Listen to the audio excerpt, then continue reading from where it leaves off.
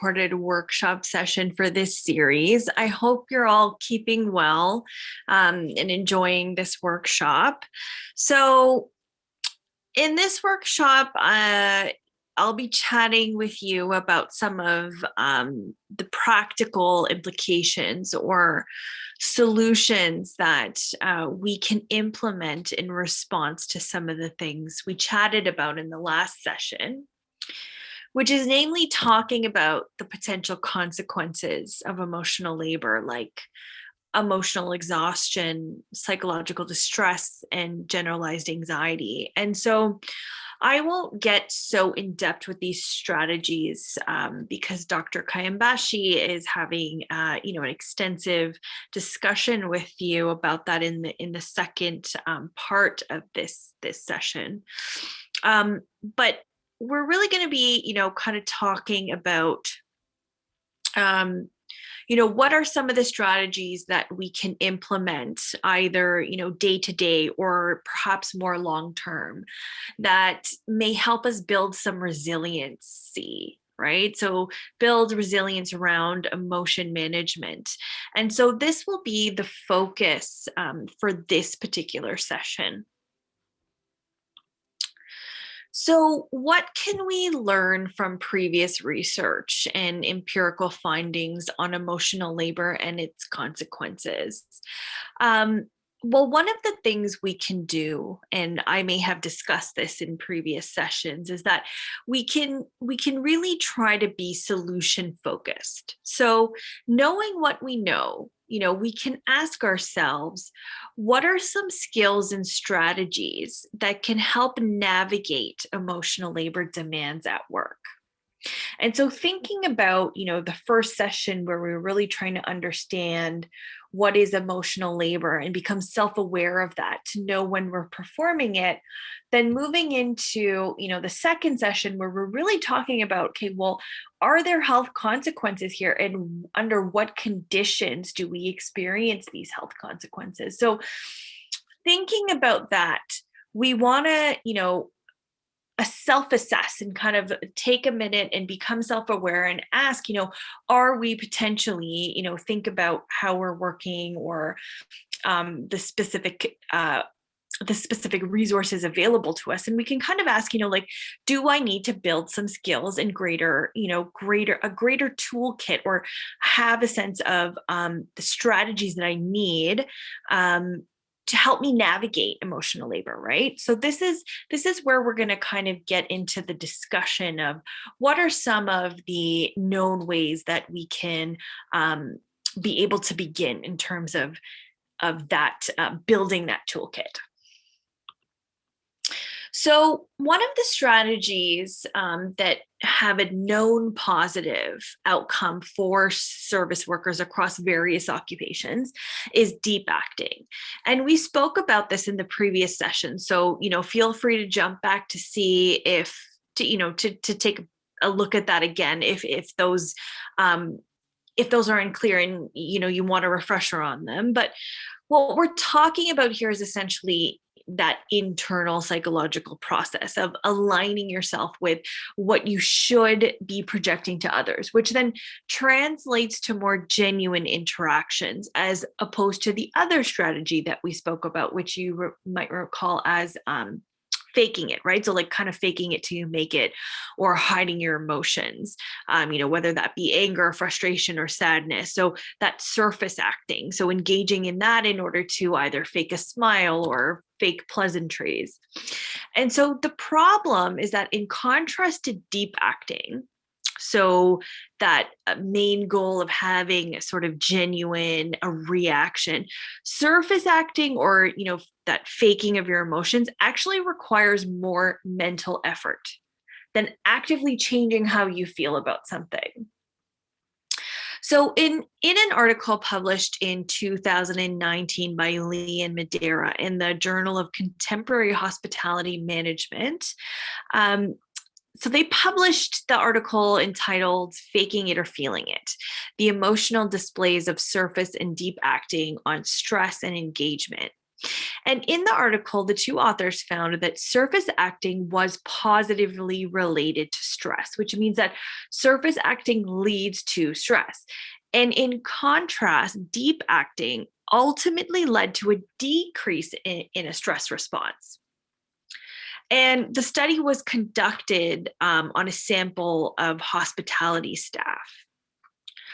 But essentially, what this means is that what happens is that when you're expected to perform emotional labor, deep acting is actually a strategy that works to close the gap between how you feel and how you're expected to behave. So that alienation from self that I was talking about in the previous session, this helps to kind of close that gap. So what comes across is that efforts become more transparent, and it comes across as more genuine than when you're faking it, which actually reduces your personal feelings of burnout and exhaustion because it takes less effort to be genuine than to fake something.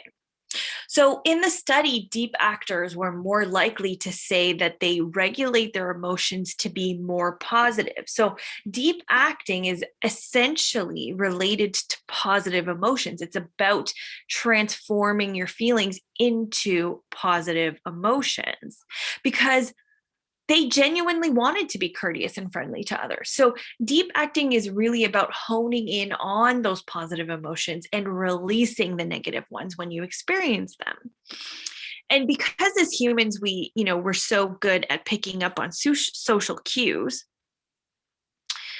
this can be why deep actors are more successful during interactions at work and can kind of control emotional situations because they're more aware of understanding emotions and how to transform those to positive ones, which actually is less draining. And so another study, and I'll provide a citation to you as well in the email for this this session.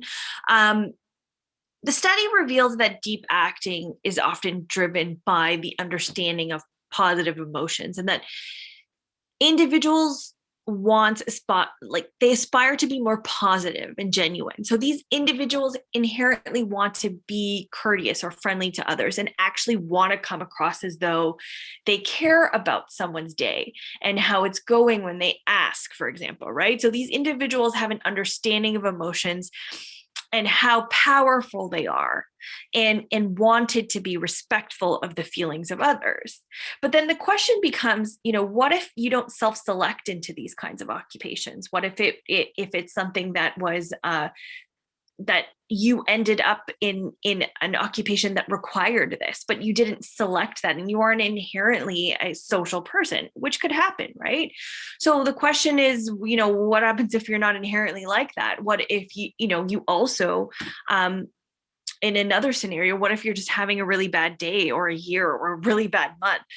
Whatever the case is, every person is different, and you're at work and you have to follow these display rules. But maybe you just don't want to be friendly that day. Maybe it takes too much effort out of you to care that much at that moment. Maybe you're just so burnt out that you can't. And so, honing these feelings are also a very important part of understanding your emotions and regulating them. So it's important to pay attention to that and try to understand when you are faking your emotions so that you can ask yourself why you're doing it. So the psychologist Alison Gabriel, and so as I said, will provide you with the article citation in this package for this week, says that taking a step back is important, right? And understanding why you're faking your emotions and then trying to put in the effort to feel the position, to feel the emotions, to transform them. So basically, taking a step back so that you can kind of understand why you're faking the emotions, and then being able to transform them in a way that you feel that you are being more genuine, and you can sort of transform them into something more positive is important. And you can't do that unless you do take a step back and reflect. And so this is called it's called reappraisal. So when you reappraise a situation and just focus on the positive aspects of your work interactions and why it may be helpful to be positive with others and share positive emotions, this is kind of like the situation where you're adopting the other person's perspective, which is the strategy that you can use to help you achieve this. So it's kind of like putting yourself in the other person's shoes, right? So if they are, being rude or unkind to you and your emotional response is anger, the suggestion is that if you try to take a step back and reappraise the situation and understand it and become self-aware, you can then try to empathize and, be quote unquote the bigger person, for, lack of a better term, and attempt to imagine how the other person is feeling and what may have led them there. So this might help you rationalize or work through transforming your own emotions from negative ones to positive ones, like empathy and compassion. So this can help fuel that transmutation of your emotions in the moment. And so this leads us to the concept of emotional intelligence, which is essentially a skill set or, toolbox that we can use to help aid our ability to deep act. So emotional intelligence is one of the tools that has shown to help aid successful deep acting. So in order to help engage in deep acting, though, it can be important to improve your emotional intelligence. And so emotional intelligence is a psychological concept. And emotional intelligence is loosely defined as the ability to understand your emotions, but not just that, it's your ability to recognize, understand, and also manage your personal emotions, but also the emotions of others. So it's a sense of awareness of emotions, their complexity, and it can be how it can be or impact behaviors, right? How can either impact behaviors or drive certain behaviors, whether those behaviors are negative or positive. So emotional intelligence is kind of the vehicle through which you can achieve or transform negative emotions into positive ones. Take a look at the article on the slide to read more in depth about emotional intelligence if you're interested. But essentially, what I'm going to say is that there are 5 elements that define emotional intelligence. And it was developed by the American psychologist Daniel Goleman in his book entitled Emotional Intelligence: Why It Can Matter More Than IQ. And so here Goleman identifies self-awareness, self-regulation, motivation, empathy, and social skills as the 5 main pillars or elements of emotional intelligence. So in terms of self-awareness, right, this is our ability to understand our own emotions. And the idea here is that if we can understand our emotions and really know why we feel or react in certain ways to different scenarios, then we gain control over our emotions, and they cannot in turn control us. So we trust ourselves more because our emotions are more predictable to us when we are self-aware or aware of them. And then the next element is self-regulation. So now this is our ability to control our emotions and also impulse reactions. So this is inherently connected to self-awareness. So once we get to a point of heightened self-awareness, we gain control over our emotions, and we're also then able to regulate them, meaning we understand and appraise reactions before impulsively engaging in, anger, for example. And then the next element is motivation. And this means that individuals with high emotional intelligence are also highly motivated individuals because they don't require immediate gratification from things. And immediate gratification is very much intertwined with your emotions and your emotional responses, how you feel. So these individuals understand and have patience for challenging things and therefore have greater resiliency. The fourth element is empathy. So this is another, main element of emotional intelligence. And we all kind of know what empathy means, right? So it's our ability to understand the wants and needs and viewpoints of others around us. And this is that put yourself in the other person's shoes scenario that I described with deep acting and what deep acting really calls for. And then finally, we have social skills. And so social skills are a huge part of emotional intelligence. This is what helps us feel a sense of collaboration or teamwork with others, a sense of connectedness. It's a healthy balance between me and us. And so individuals with high emotional intelligence will also have mastered excellent social skills. So, on a related note, this is a test from the same website that talks about emotional intelligence. And one of the suggestions to readers is that in an effort to kind of understand and become self-aware and potentially understand where to improve on the elements of emotional intelligence, take this quiz to get a sense of where you are, right? And then from that point, you can then assess, okay, well, these are the areas that I need to improve upon in terms of building my resiliency. So essentially the point of emotional intelligence is to get to a point of emotional resiliency where the consequences of emotional labor requirements are not as draining on us because we have these skill sets like deep acting that we can then use and take from our toolkit and then use in the workplace that can help sort of protect us from those negative consequences. So I think that this quiz is awesome. I've taken this quiz and I highly suggest that you do as well. And maybe that's something that we can all chat about together collectively in the Q&A session. Okay, so now what are some strategies that we can employ in order to help us build greater skills in emotional intelligence and ultimately help us aid in that deep acting? Well, one of the suggestions is, again, self-awareness and being mindful, right? So this involves, of course, observing yourself. So how do you react to people, particularly in problematic situations? This requires us to look honestly at how we react to others and assess whether we're open and accepting to the perspectives of other people. And then the next kind of strategy that we can use to build upon is to kind of examine, right? So we want to examine how we're reacting more closely in stressful situations. So this isn't more about you and your feelings. So you want to ask yourself, do you become distressed and frustrated quickly in difficult situations?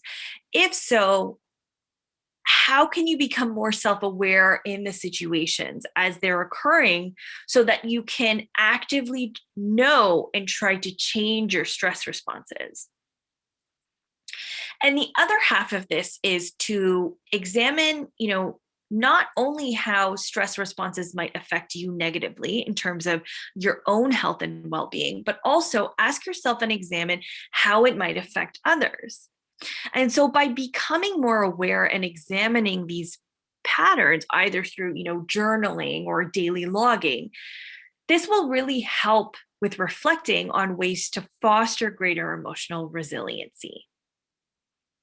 And so I have provided the link on the slide here for you. And so you can take a look at this article as well, which has a more in-depth sort of discussion about these strategies and how to go about implementing them in your daily life.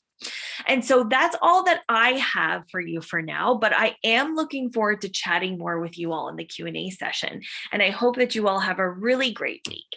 So far, we discussed different challenges of workplace, whether they're organizational or uncontrollable factors. So some of these challenges include workload management, work conflict, bullying, which included racism and sexism, learning how to build boundaries, dealing with anxiety and fear, that is dealing with either safety or job insecurity.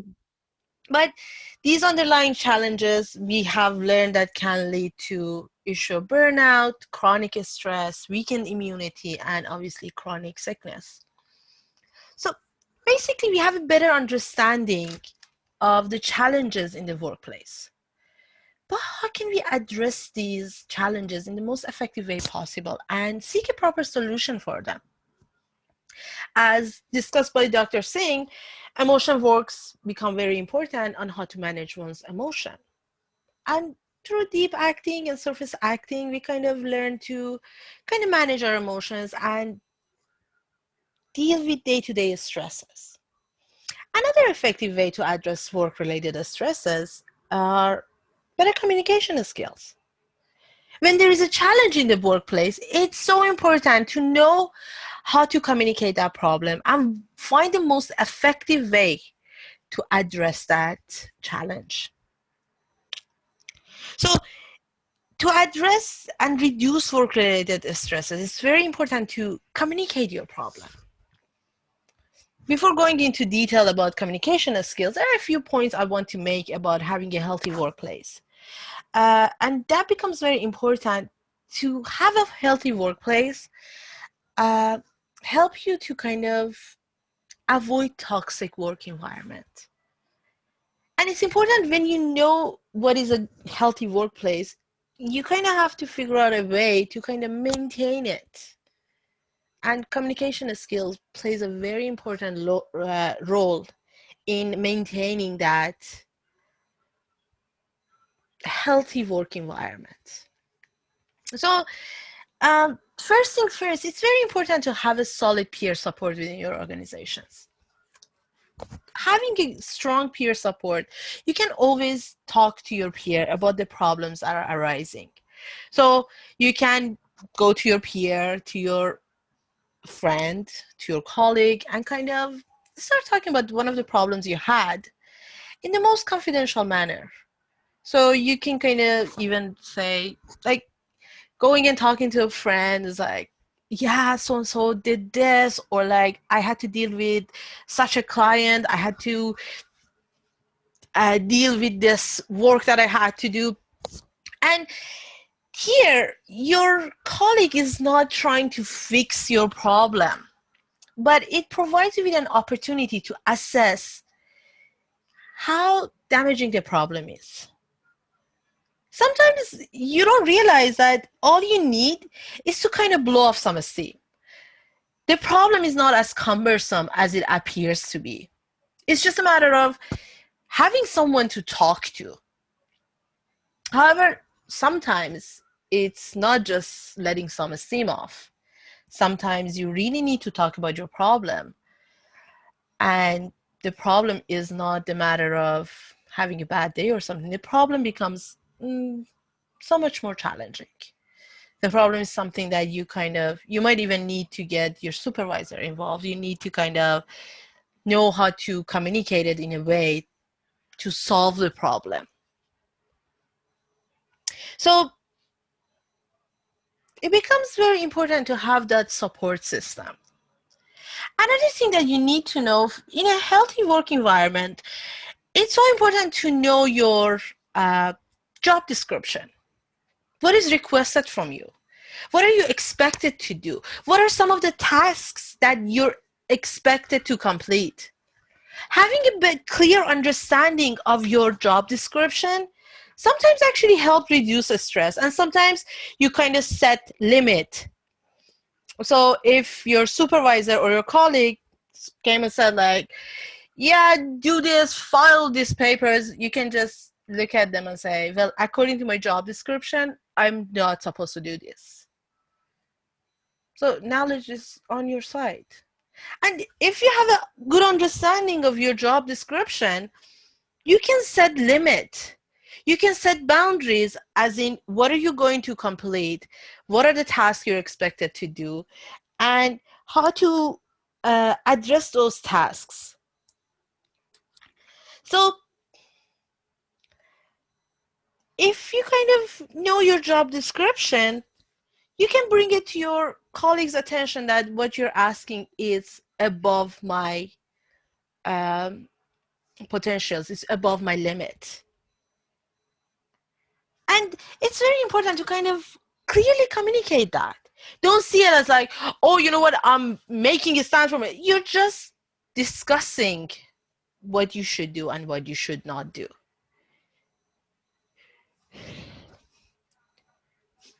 So when you clearly communicate what is causing your stress, you kind of avoid future chronic stresses. If you know your job description and you realize, well, what they're asking me to do is going to be problem because the workload doesn't make sense. I'm going to be overworked and I'm going to be exhausted. And then I'm going to lose interest in what I'm doing because I don't see a purpose for it. You're going to avoid that by simply saying, well, according to my job description, I'm not supposed to do this. And make sure when you're saying it, you need to be confident and clear about what you want. Because the confidence and clarity helps to create a healthy working environment for everyone. So if you're making a stand, you're actually making your work environment a healthier place for yourself, for your colleagues, and for everyone there. But one thing that really needs to be paid attention to immediately, well, not immediately, as soon as the person feels ready to discuss the matter, is a problem with bullying and any form of discrimination. So if you kind of notice that you're always getting the tasks that are not in your job description and you have to keep on saying it every time, maybe you should make a note of it and kind of bring it up to either the colleagues involved or the supervisor and point out what the problem is. Because no one should suffer in a toxic work environment. It is very important to understand it's not normal to have a toxic work environment. That's why one of the things that I always advocate for is understanding your mental health status. And sometimes you need to take a mental health day. Sometimes you need to like reset that button. And that would be the right time for you to say, okay, I'm going to take my vacation now. If you feel you're going toward this downhill path, downhill battle, that's when you're supposed to look at it and say, well, you know what? I'm done. I cannot do this anymore. I'm going to go on vacation. And sometimes you can use your sick days to take a mental health day. Because the stress of the work really pushes us to limits sometimes. And it's good to have that mental health day. And one last thing before talking about the communication. As I mentioned before, a toxic work environment is not normal. Keep on reminding yourself if going to work is a challenge and there is no space for allowing healthy communication, you can always request a transfer and you can always look for a new position. We don't want to fall into the unhealthy habit where we feel stuck. We have to remind ourselves there is always other options. There are always other jobs that are hiring. There are always other opportunities. So we don't want to fall prey into unhealthy and toxic work environment. So now that we kind of have an understanding about this, how can we avoid that toxic workplace? How can we maintain a healthy work environment? I know I keep on saying this, I keep on pointing it out, but effective communication really help us to create a healthy workspace. So it becomes important when you're using effective communication skill, you kind of avoid confusion. You kind of create accountability and a purpose. And in part, an effective communication is having a full understanding that communication is a two-way street. You cannot be a radio and you cannot be an earpiece.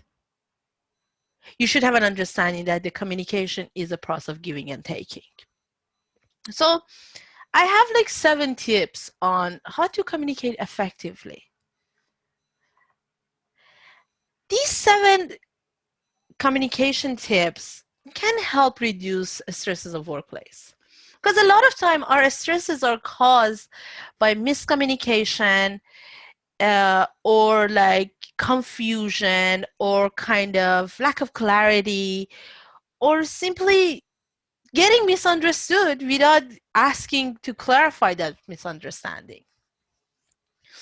To be an effective communicator, the first thing is to be an active listener. Listening is one of the most important part of the communication, and unfortunately a lot of time we kind of like, when we talk about communication, we're focusing on how to get my point across. But how can you get your point across if you're not listening to what the other person is saying? So it's very important to be an active listener. And active listening means paying close attention to what the other person is saying. You need to ensure the other person that you're fully understanding what they are saying. Active listening will help you have a better understanding others without any prejudice. So I've seen it a lot in the movies that they're like, okay, as a part of active listening is like to repeat what the person is saying, like in a very mimic way, like you mimic what they're saying, like I understand, and then repeat exactly what they say. But in part of active listening is to actually actively listen, not memorizing, actively hearing what the other person is saying. Because when you get an understanding of what the other person is trying to say, you're gonna have better communication. You're going to reduce confusion. And sometimes through active listening, you can ask for further clarification, because you hear, so if you're actively listening, you notice that maybe I don't understand what you're saying here, and you ask for clarification. That brings us to the next point. Clarity and concession. So when you're communicating something, be direct and specific. It is effective to exactly know what you want to say. And it's very important not to get off track, because that is one of my own problems. You start talking about something, and before you know it, you're talking about the seagulls. So it's very important to stay on the topic, to stay on what you want to say. And in part, it means don't leave out important details, because sometimes we assume the other person know what we want to say, so we kind of leave out the important detail. So for instance, we're talking about a paperwork that should have been completed, and we kind of assume the other person knows that they're supposed to have completed it, and you're like, well, you know what? The paper was not done properly, and the other person just looking at you thinking, what are you talking about? And that leads to stress, leads like it start like going higher and higher, and you might get out of control. And then before you know it, you're having a kind of a conflict with someone over something that is not even the point of discussion. So always be very clear and concise. Lack of clarity and lack of conciseness leads to confusion, leads to miscommunication, and more importantly, leads to conflict. When you're clear and concise, you get your point across without any problem. So it becomes very important to be very confident in what you want to say. Whatever you say, be confident about it. So keep firm but a friendly tone. Make sure to make eye contact and stating your ideas without a doubt. Because you know what you're saying is causing you stress. So be confident about it. Be confident about the problem that is rising, about the challenge that is rising. You feel your workload is unacceptable. Stand in front of your supervisor and say, I believe my workload is not acceptable. It's above what I'm supposed to do. it is not part of my job description. Maybe if I don't do this task and that task helps me to kind of get back on track. So it becomes very important on how you express yourself. And sometimes we make the mistake of not making it a statement, but rather making it sound like questions. No, be very specific as what you want. And it's something that women tend to do. When they're talking, they kind of raise their tone at the end of the sentence. So even when they're making a statement, it sounds like a question. So keep your tone very kind of consistent. Keep your tone very consistent. Avoid the question sounding statements. There is one thing, however, while we want to come off as very confident, you don't want to fall from the other side and come off as arrogant either or aggressive. So it is good to stay friendly and empathetic. It is very important to maintain that friendly relationship. Be confident but friendly. Be confident and be aware of your colleagues, your employers, your employees' needs, and kind of be empathetic toward them. So the next one would be friendliness. I don't need to add this, but it's always good to be friendly. It kind of encourages an open and honest communication. When you're having a friendly attitude, you kind of encourage a safe space for everyone. People don't feel judged when they're talking to you. And when you're friendly, you kind of allow for open communication. Through your attitude, you're telling people that I'm not going to judge you. So let's be honest with each other. And I'm going to be like very honest about this. Friendliness really helps you to reduce any kind of stress, confusion. Sometimes people feel more comfortable to talk with others when they're not intimidated. Because when you're not friendly, you might come off as intimidating, and people might avoid pointing out discussion or pointing out some of the challenges or opening up to you, simply opening up to you. And sometimes people will not give, like, being friendly, it helps to create a very healthy work environment. The next one would be empathy. This is kind of closely related to active listening. It's always important to let others know you're trying to understand their point of view, their position. It's always good to say, well, I understand where you're coming from. I understand the problem you're addressing, and I understand what you're discussing. And sometimes you might even disagree with them. And then with confidence, you can turn around and say, I understand where you're coming from, but I disagree with you. I usually add a smile at the end. You can catch more honey. No, you can catch more bees with honey than vinegar, right? So empathy becomes very important. When you're talking to someone, letting them know that you're understanding their position, understanding their stresses. And sometimes through empathy, you can kind of share that source of stress. You can kind of find a position that you're sharing something with each other. So through that empathy, you can kind of be like, oh, okay, I have similar problem here. So maybe we need to address it from a different way. Another part, the next one, is open-mindedness. You need to stay open-minded.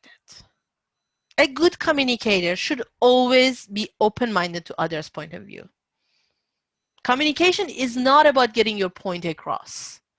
Communication is about moving on, creating a change. Communication is about starting a dialogue. Specifically in the workplace where you're meeting all different types of people from different parts of life, one needs to be open-minded to diversity of views and identities. And again, going hand in hand with empathy, open-mindedness kind of says, I know what you're saying, and I'm trying to keep an open mind. And sometimes through open-mindedness, you might find a, what do you call it, a share view of an issue. And sometimes you can keeping an open mind by keeping an open mind saying, I'm sorry, I understand what you're saying, but I do not agree with you. But it's very important to kind of keep an open mind to diversity of views and identities. You come across many different people, and it's very important to stay open-minded to their way of understanding and their positions. Next one is respect. When you're communicating with someone, it's very important to be respectful.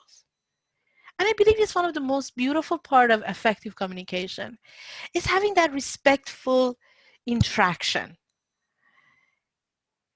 If someone's not being respectful, you can always call them out.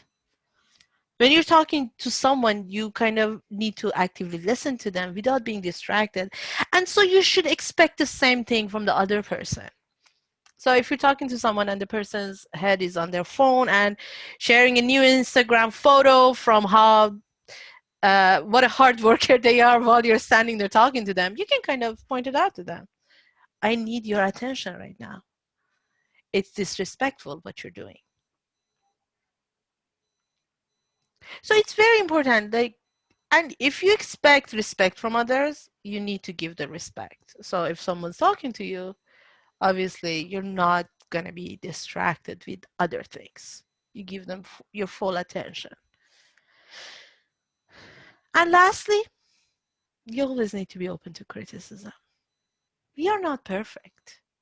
It's important to be able to accept negative feedback about our behaviors and our work without getting overly emotional. We should listen carefully and try to be open-minded and empathetic. And always remember, whether criticism is constructive or not, you have to make the decision whether you want to use it or not.